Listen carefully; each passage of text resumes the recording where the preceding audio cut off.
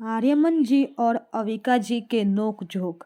अब तक आपने सुना कि एकांश अभय और अर्श को उसके और आयु के बीच में जो हुआ वह बता देता है। फिर घर में अविका जी सबके साथ क्रिसमस के बारे में डिस्कस करने लगती है। फिर सब लोग डिनर करते हैं। अब आगे डिनर खत्म होने के बाद सब लोग हॉल में बैठ जाते हैं।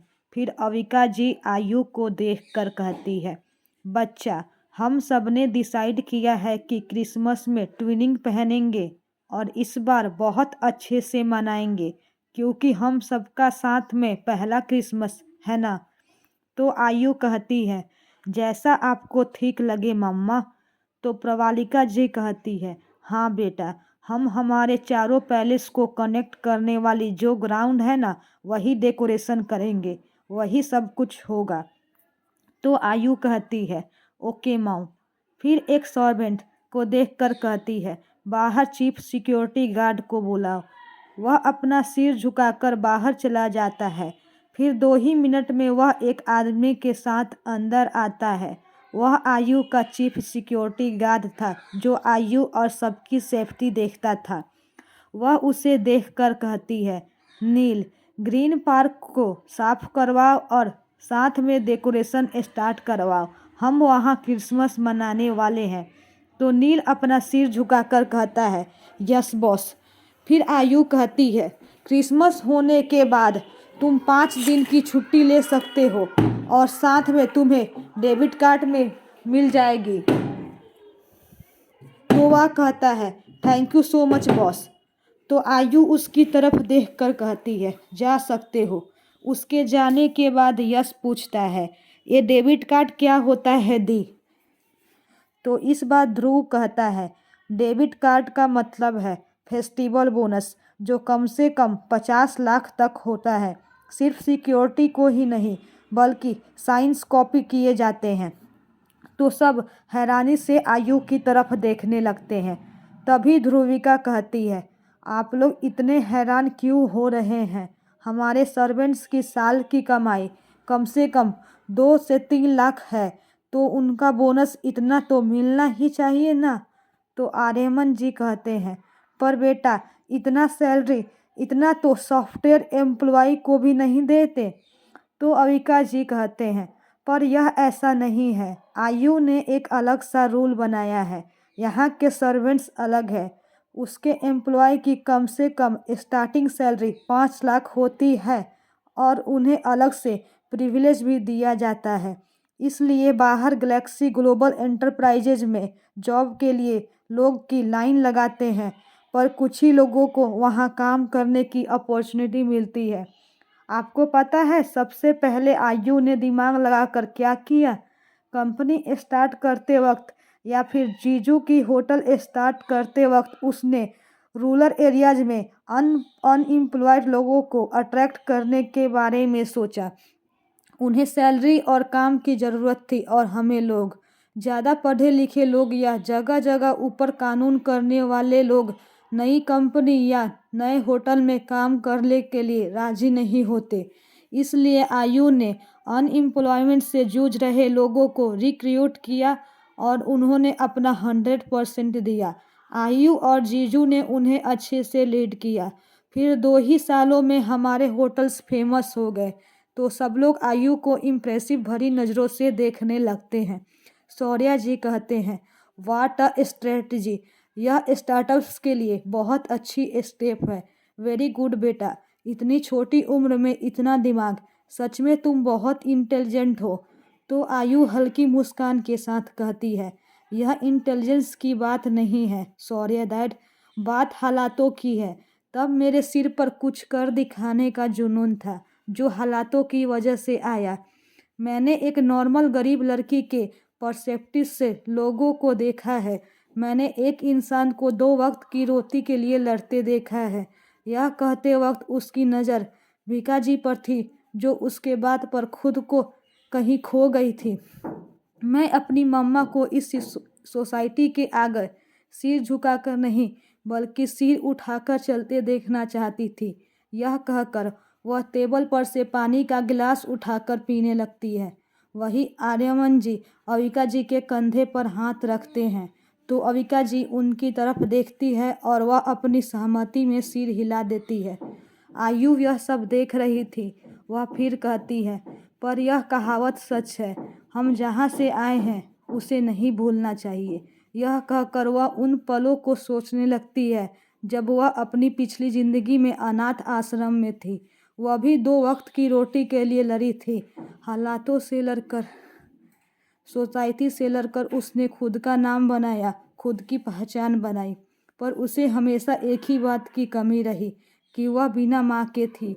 वह सोच में डूबी हुई थी जिसे देखकर सब समझने लगते हैं कि वह अपने बचपन को याद करके दुखी हो गई है।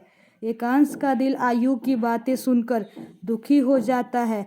उसका बस चलता तो वह एक पल भी ना रोक कर उसे गले लगाकर कंसोल करता। अविका जी आयु को पुकारती है, आयु। तो आयु अपनी पिछली जिंदगी की यादों से बाहर आकर उनकी तरफ देखती है। हाँ। तो अविका जी कहती है, मैं बहुत दिनों से सोच रही थी कल ऑफिस मत आना, हम वहाँ जाएंगे। तो आयु कहती है, ओके मामा। तो आर्यमन जी पूछते हैं, कहाँ जाने की प्लानिंग है प्रिंसेस? तो अविका जी कहती है, वह ऐसा प्लेस है जहाँ जहाँ हम माँ बेटी साथ में वक्त बिताते हैं और वह जगह सीक्रेट है। तो आर्यमन जी मुंह बनाकर कहते हैं, यह तो फेयर नहीं है अभी, मैं आप दोनों के साथ आऊँगा। तो अविका जी कहती है, बिल्कुल भी नहीं, वह हमारा टाइम है। तो आर्यमन जी मायूस हो जाते हैं। यह देखकर आयु को बिल्कुल अच्छा नहीं लगता। वह अपनी जगह से उठकर आर्यमन जी के पास जाकर बैठती है और उनका हाथ पकड़कर कहती है, कोई बात नहीं डैडा, अगले दिन आप और मैं मेरे फेवरेट प्लेस पर जाएंगे, like a father and daughter date. तो आर्यमन जी का चेहरा फिर से खिल जाता है और वह उसकी साइड लेते हुए कहते हैं, बिल्कुल, उस दिन मेरा सारा वक्त आपका और आपका सारा वक्त मेरा होगा। यह कहकर वह चिढ़ाने वाली नज़रों से अविका जी को देखने लगते हैं। तो अविका जी मुंह बनाकर कहती है, देख रहे हो, तुमने हमारी प्लानिंग चेंज कर दी, मुझे तो काम ही इम्पोर्टेंस मिल रही है। तो आयु कहती है, अच्छा, अगर ऐसा है तो कल भी मैं डैडा के साथ ही जाऊंगी। तो अविका जी जल्दी से कहती है, बिल्कुल भी नहीं। फिर आर्यमन जी को देखकर कहती है, आपने मुझसे मेरी बेटी छीन ली। तो आर्यमन जी कहते हैं, मैं नहीं जानता, वह मेरी बेटी है तो मुझे ही ज़्यादा इम्पोर्टेंस मिलेगी, है ना प्रिंसेस? तो अविका जी कहती है, अच्छा, ऐसा क्यों? वह मेरी बेटी है, मुझे ही ज़्यादा इम्पोर्टेंस देगी, है ना बच्चा? अब आयु मुश्किल में पड़ गई थी। वह कुछ नहीं कह पा रही थी। तभी उसकी नज़र अपने फ़ोन पर पड़ती है और वह जल्दी से उठकर कहती है, मेरा फ़ोन आ रहा है। यह कहकर वह टेबल से फ़ोन उठाकर ऊपर चली जाती है। उसे जाते देख सिवाय आर्यमन जी और अविका जी के अलावा बाकी लोग अपने मुंह छुपाकर हंसने लगते हैं। कविता जी उस तरफ देखते हुए कहती है, कल कॉल कब आई? मुझे तो सुनाई नहीं दिया, आपको सुनाई दिया क्या? यह कहकर वह आर्यमन जी को देखने लगती है। तो आर्यमन जी कंधे उचका देते हैं। वही कृषिका जी कहती है, बेचारी बच्ची को इन दोनों ने भगा दिया। उनके अगल बगल बैठे यश, कामाक्षी जी, आदित्य जी और पृथ्वीराज जी भी अपनी हंसी कंट्रोल करते हुए हाँ में सिर हिला देते हैं। वही उनके जाने के बाद अर्पिता जी कहती है, अब हमें भी जाकर सोना चाहिए। तो सब सिर हिला देते हैं। एक बात किसी ने नोटिस नहीं की, जब आयु गई थी तभी से एकांश भी गायब था। सिर्फ अभय ने उसे बाहर जाते हुए देखा था। सबके जाने के बाद वह भी जाते हुए अपने मन में कहता है,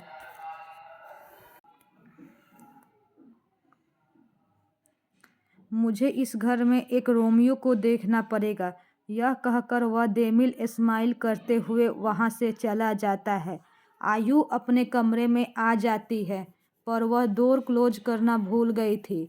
वह अंदर जाकर अपने सीने पर हाथ रखते हुए कहती है, थैंक गॉड, बच गई मैं। पता नहीं वह दोनों मेरा क्या करते। तभी एकांश, जो उसके पीछे ही आया हुआ था, उसके पीछे खड़े होकर कहता है, तुम्हारे साथ ऐसा क्या होता है कि तुम हर बार भाग जाती हो?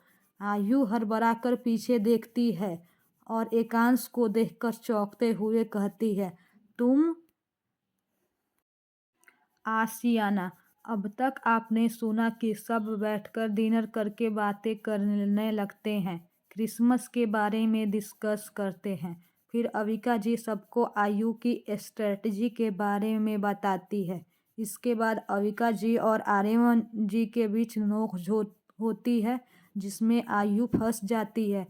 फिर कोई बहाना बनाकर वह अपने कमरे में चली जाती है। अब आगे। आयु अपने पीछे एकांश को देखकर हैरान हो जाती है। वह हैरानी से कहती है, तुम? एकांश? तो एकांश उसके एकदम करीब जाकर कहता है, हाँ मैं। आयु खुद को नॉर्मल करते हुए पूछती है, तुम यहाँ क्या कर रहे हो? तो एकांश कहता है, तुम्हें देखने का मन था इसलिए आ गया। तो आ गया। आयु कहती है, सुबह मिल लेते, अभी आने की क्या ज़रूरत थी? उसे कुछ काम था क्या? तो एकांश अपने एक हाथ से आयु की कमर पकड़कर उसे अपने करीब करते हुए कहता है, हाँ, तुम्हें पनिशमेंट देना था। तो आयु उसके ऐसे अचानक अपने आप को करीब खींचने से हैरान हो जाती है और कहती है, पनिशमेंट? कौन सा पनिशमेंट? तो एकांश कहता है, मुझे इग्नोर करने की। तो आयु अपनी नज़रें इधर उधर करते हुए कहती है, मैंने कब इग्नोर किया? तो एकांश उसके एकदम करीब जाकर उसके कान पर अपनी सांस जोड़ते हुए कहता है, डाइनिंग टेबल पर, मैं जानता हूँ तुम भी मेरी नज़रों को अपने ऊपर फील कर पा रही थी, पर तुमने मेरी तरफ नहीं देखा। इसका मतलब यही हुआ ना कि तुम मुझे इग्नोर कर रही थी? वही आयु को एकांश के इतने करीब आने से अपने पूरे शरीर में सिहरन दौड़ जाती है और साथ ही उसके दिल की धड़कनें भी तेज हो जाती है। वह खुद को संभालते हुए उससे दूर करती है और कहती है, इतने पास आकर बात करने की ज़रूरत नहीं है और मेरा मन है कि मैं तुम्हें देखूं, इग्नोर करूं। क्या सोचते हो तुम? मुझे देखने का मन नहीं हुआ तो मैंने नहीं देखा। यह कहकर वह दूसरी तरफ देखने लगती है। तो एकांश हल्की सी मुस्कान के साथ फिर से उसकी तरफ कदम बढ़ाता है। यह देखकर आयु पीछे हटने लगती है। अब एकांश आयु के एकदम करीब आ जाता है, जिससे आयु की धड़कनें फिर से तेज हो जाती है। अब आयु के पास पीछे जाने की कोई भी जगह नहीं बचती। वह दीवार से सट चुकी होती है। एकांश उसके आंखों में देखते हुए कहता है, और मेरा मन है मैं तुम्हारे पास रहकर बात करूं। आयु अपना गला गटकते हुए कहती है, तुम अचानक ऐसी बहकी बहकी बातें क्यों कर रहे हो? अचानक तुम्हें क्या हो गया? तो एकांश अपना एक हाथ आयु के गाल पर रखते हुए कहता है, डर लगा क्या? तो आयु कंफ्यूज होकर कहती है, हूँ। तो एकांश कहता है, हाँ डर लगा। मुझे डर लगा कि मैं जिस लड़की से 13 सालों से प्यार कर रहा हूँ, कहीं मेरे एक कदम आगे ना बढ़ाने की वजह से मुझसे दूर ना चली जाए। यह सुनकर आयु हैरानी से उसकी तरफ देखने लगती है। वह उसकी बातें समझ नहीं पा रही थी। वह समझ नहीं पा रही थी कि जिस लड़की से एकांश प्यार करता है वह खुद ही है। पर वह सबसे ज़्यादा हैरान 13 साल वाली बातों से हुई थी। वह हैरानी से कहती है, 13 साल? तो एकांश कहता है, हाँ 13 सालों से मैं अपनी डॉल से प्यार कर रहा हूँ और वह डॉल तुम ही हो। मैं जानता हूँ कि तुम नहीं समझ पा रही हो कि तुम्हारे दिल में क्या है, और मैं भी ठीक से नहीं जानता कि तुम्हारे दिल में क्या है। क्या तुम भी वही फील करती हो जो मैं करता हूँ? पर मैं तुम्हें कभी फोर्स नहीं करूँगा डॉल। अपने फीलिंग्स बयां करना मेरा हक है, पर मुझे मेरे प्यार पर पूरा भरोसा है कि तुम भी मुझे उतने ही टूट कर प्यार करोगी जितना मैं करता हूँ। तुम भी मेरे लिए उतनी ही दीवानी बनोगी जितना मैं तुम्हारा दीवाना बना हूँ। बट आई प्रॉमिस, आज से तुम एक अलग सा एकांश देखोगी जो तुम्हें खुद से प्यार करने के लिए मजबूर कर देगा। यह कहकर वह उसके माथे पर अपने होठ रख देता है। आयु की आंखें सुकून से बंद हो जाती है। 1 मिनट तक ऐसे ही रहने के बाद एकांश उससे दूर होता है, उसे एक मुस्कान देता है और अपने कमरे से बाहर चला जाता है। वही आयु उसके जाने के बाद भी कुछ समय तक उसी दिशा में देखती रहती है जहाँ से एकांश गया था। फिर वह होश में आकर वॉशरूम में चली जाती है और मिरर के सामने खड़ी हो जाती है। उसे मिरर में वही सीन दिखाई दे रहा था जब एकांश ने उसके माथे पर किस किया था। यह याद करते ही उसके होठ हल्के से मुड़ जाते हैं। फिर वह खुद को वश में कर अपने सिर को झटक देती है और टैप खोलकर अपने चेहरे पर पानी मारती है। एक गहरी सांस लेकर वह बाहर आती है और सोने की कोशिश करती है, पर थोड़ी देर बाद भी जब उसे नींद नहीं आती तो वह इरिटेट होकर उठ बैठती है। कुछ दिनों से यह एकांशी मेरी नींद हराम करके रखे हैं। अब मैं मॉम के पास भी नहीं जा सकती। वह फिर एक गहरी सांस लेकर खुद को शांत करने की कोशिश करती है और दोबारा सोने की कोशिश करती है। इस बार उसे नींद आ जाती है। वही एकांश के कमरे में एकांश बालकनी में खड़ा चांद को देख रहा था। सब प्रताप मेंशन में सूझ चुके थे। वह चांद को देखकर कहता है, आज से तुम मेरा प्यार और मेरी दीवानगी देखोगी। मुझे अपने प्यार पर पूरा भरोसा है। एक दिन तुम भी मुझे उतनी ही टूटकर प्यार करोगी और वह दिन बहुत जल्द आएगा। यह कहकर वह घर के अंदर चला जाता है।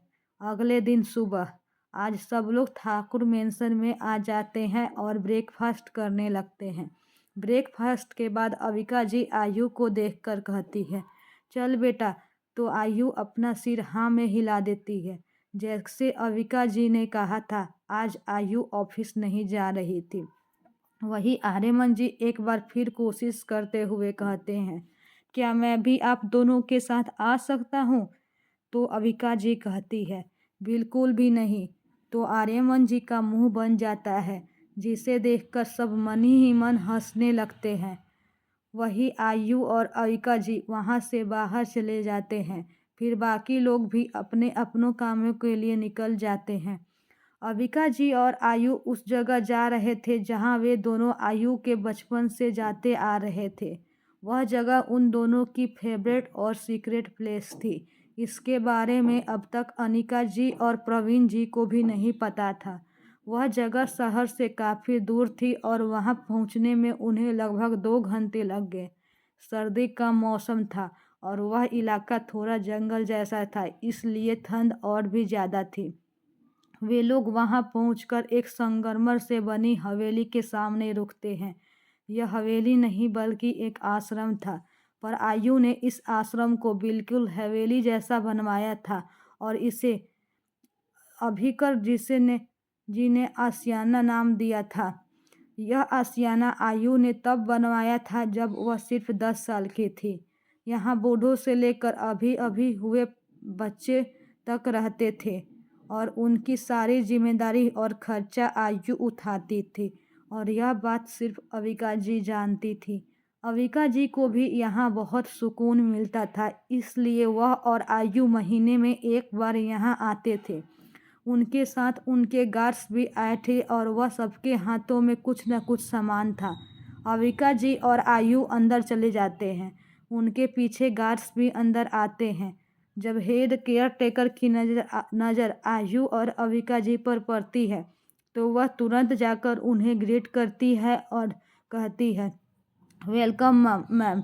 बच्चे और बाकी लोग आपका ही इंतज़ार कर रहे हैं। आयु और अविका जी सिर हिलाकर जवाब देती है। अविका जी पूछती है, कैसी हो स्वाति? यहाँ सब ठीक चल रहा है ना? तो केयर टेकर जिसका नाम स्वाति था वह कहती है, जी मैम, यहाँ सब कुछ अच्छे से चल रहा है, सब लोग खुश हैं। तो अविका जी कुछ नहीं कहती। अब आयु अविका जी का हाथ पकड़कर उन्हें आगे ले जाती है। यह जगह बिल्कुल एक हवेली जैसी बनाई गई थी, जैसे पहले ज़माना में ज्वाइंट फैमिली होती थी, जहाँ 50 से ज़्यादा लोग एक साथ हंसी खुशी रहते थे। यहाँ भी वैसा ही माहौल था, बस यहाँ 50 की जगह 200 से भी ज़्यादा लोग रहते थे। यह हवेली बाहर से जितनी नॉर्मल घर जैसी दिखती थी, अंदर से उतनी ही विशाल थी। पीछे की तरफ बहुत बड़े एरिया तक फैली हुई थी। जब बच्चों की नज़र आयु और अविका जी पर पड़ती है तो सब खुशी से दौड़ते हुए उनके पास आ जाते हैं और उन्हें घेर लेते हैं। वही उन्हें देखकर अविका जी और आयु के चेहरे पर भी मुस्कान आ जाती है। उनमें से एक छोटी सी बच्ची, जिसकी उम्र करीब 4 साल होगी, पीछे से उन्हें देख रही होती है। आयु उसे देखकर पूछती है, पीहू, तुम वहाँ क्यों खड़ी हो? तो पीहू अपनी तोतली आवाज़ में कहती है, अगर मैं भी इनके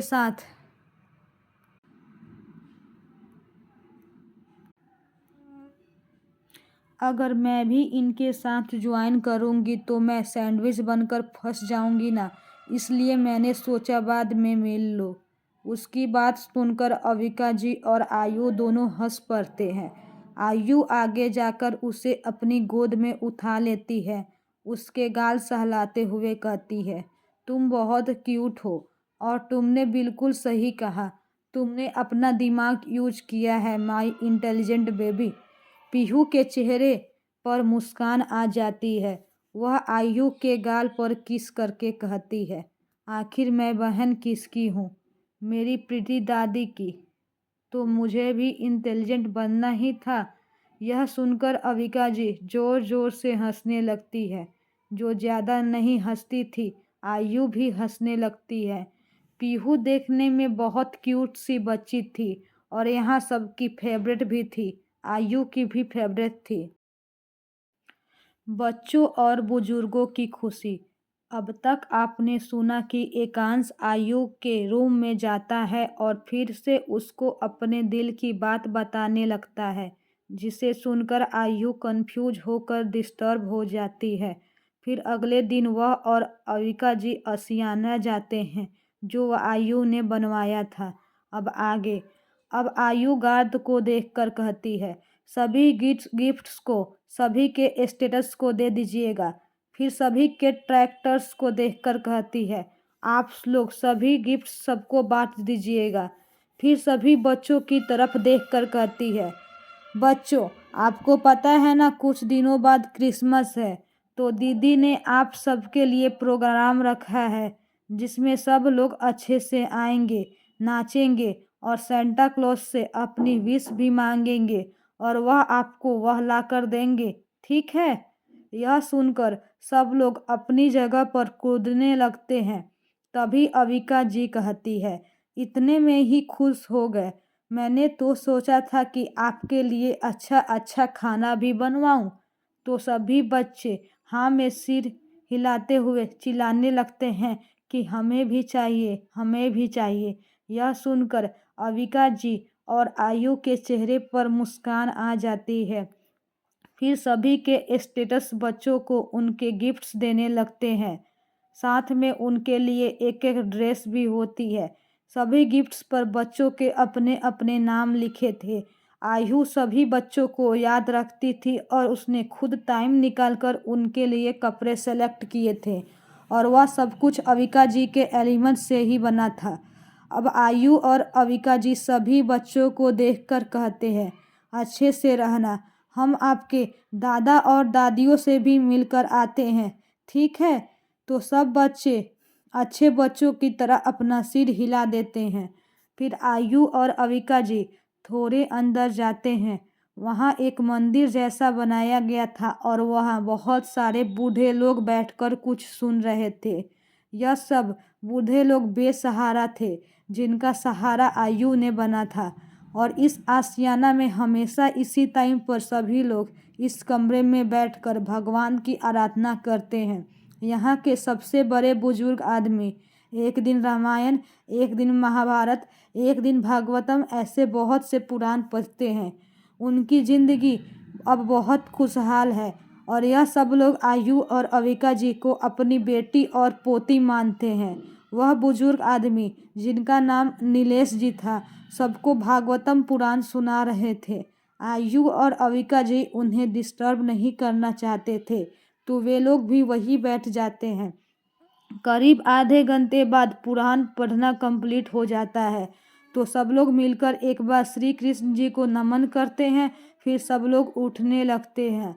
तभी उन सभी बुजुर्गों में से एक बुजुर्ग की नज़र आयु और अविका जी पर पड़ती है तो वह खुश होकर कहती है, अरे बच्चे आए हैं। तो सबका ध्यान उन पर जाता है और सब लोग खुश हो जाते हैं। फिर सब एक दूसरे से मिलते हैं। उसके बाद आयु जाकर नीलेश जी के पास जाती है और उनका आशीर्वाद लेती है। वह भी उसे आशीर्वाद देते हैं। फिर आयु और अविका जी उन्हें भी क्रिसमस वाली बात बताते हैं तो वह लोग भी खुश हो जाते हैं। फिर सब लोग ग्राउंड की तरफ जाते हैं जहाँ बच्चे पहले ही मौजूद थे। अब बुजुर्ग भी वहाँ आ गए थे। माहौल बिल्कुल एक बड़े जॉइंट फैमिली जैसा था। ग्राउंड को बड़ी ही खूबसूरती से डेकोरेट किया गया था और एक स्टेज भी बनवाया गया था। अब सब लोग बैठ जाते हैं। तभी स्टेज पर एक लेडी आती है जो मैजिशियन जैसा ड्रेसअप किया हुआ था। उनके पीछे दो आदमी भी थे जो उसी तरह का कॉस्ट्यूम पहने हुए थे। अब वह लोग अपना मैजिक दिखाते हैं और सबको हंसाते हैं। बच्चे तो बहुत इंजॉय कर रहे थे। उनके चेहरे की खुशी देखकर आयु और अविका जी के मन को शांति मिलती है। सिर्फ बच्चे ही नहीं बल्कि बुजुर्ग लोग भी उस शो को एंजॉय कर रहे थे। इस उम्र में उन्हें अपने मन को शांत रखने और हमेशा खुश रहने की ज़रूरत होती है और यहाँ का हर एक व्यक्ति हमेशा खुश रहता है। थोड़ी देर बाद मैजिक शो ख़त्म हो जाता है तो आयु सबको देखकर पूछती है, मज़ा आया? तो सब हाँ कहते हैं। फिर आयु कहती है, तो चलिए लंच टाइम हो गया है, जल्दी जल्दी लंच करेंगे, ठीक है? तो सब फिर से हाँ कहते हैं। फिर सब लोग वहाँ की एक बड़ी सी डाइनिंग हॉल में चले जाते हैं जो बहुत ही ज़्यादा बड़ी थी। फिर सब बैठकर खाना खाते हैं। आयु पीहू को खुद खिलाती है और कुछ बच्चों को भी खिलाती है। फिर वह और अविका जी सबको बाय कहकर वहाँ से बाहर आ जाते हैं। सब लोग उन्हें बाय करने बाहर आते हैं। फिर आयु और अविका जी सबको बाय कहकर गाड़ी में बैठ जाते हैं और घर के लिए निकल जाते हैं। गाड़ी में अविका जी आयु से कहती है, यहाँ आकर हमेशा शांति मिलती है ना बच्चा, यहाँ सब लोग ऐसे ही खुश रहना चाहिए। तो आयु कहती है, ज़रूर रहेंगे मम्मा। वैसे कुछ दिनों में डैड का बर्थडे आ रहा है तो मैं चाहती हूँ कि उस दिन भी हम कुछ लोगों को अडॉप्ट करें डैड के नाम पर। तो अविका जी कहती है, हाँ मैंने भी यही सोचा था। वैसे तुम हमेशा मेरे बर्थडे पर अडॉप्ट करती हो और अब मैं चाहती हूँ कि तुम अपने पापा के बर्थडे पर भी कुछ लोगों को अडॉप्ट करो। तो आयु कहती है, हाँ और मैं उनके लिए एक और सरप्राइज़ रखा है। तो अविका जी कहती है, अच्छा मुझे तो बताओ। तो आयु कहती है, सीक्रेट है, आपको उसी दिन पता चलेगा। यह सुनकर अविका जी का मुंह बन जाता है और वह आयु को ऐसे देखने लगती है जैसे वह इस बात से नाराज़ हो। तो आयु कहती है, आप चाहे तो सच में नाराज़ हो जाइए पर मैं आपको यह बात नहीं बताने वाली, आपको उसी वक्त पता चलेगी। अविका जी एक गहरी सांस लेती है क्योंकि वह अपनी बेटी की जिद्दीपन को अच्छे से जानती थी और वह यह भी जानती थी कि चाहे जितनी भी कोशिश कर ले आयु के दिल में क्या है वह पता नहीं कर पाएगी। थोड़ी देर में दोनों ठाकुर पैलेस पहुंच जाते हैं और अंदर चले जाते हैं।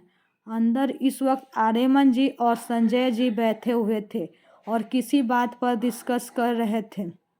दूसरे कोच पर कृषिका जी और अर्पित जी भी कुछ डिस्कस कर रहे थे।